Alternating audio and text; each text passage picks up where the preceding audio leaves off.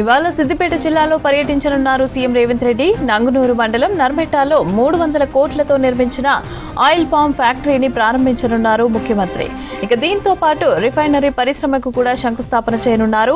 Oil palm factory ప్రాంగణంలో ఏర్పాటు చేసిన రైతు మేళా స్టాల్స్ సందర్శించనున్నారు. మధ్యాహ్నం 2:30 గంటల నుంచి సాయంత్రం 5 గంటల వరకు అయితే వివిధ కార్యక్రమాలలో పాల్గొననున్నారు సీఎం.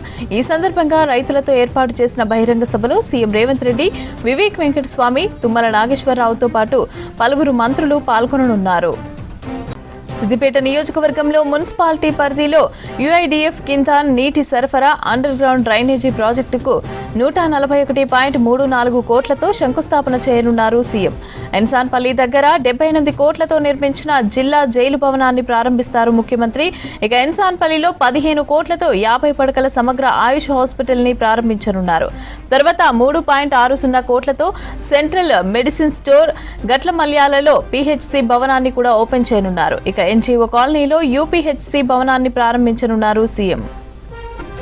గజ్వేల్ నియోజకవర్గం కొండపాకలో 200 కోట్లతో young India integrated residential school కు శంకుస్థాపన చేయనున్నారు.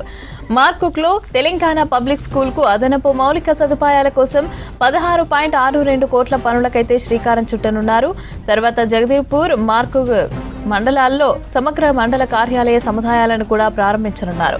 ఇక మొత్తం 475.72 కోట్లతో అభివృద్ధి కార్యక్రమాలను చేపట్టనున్నారు.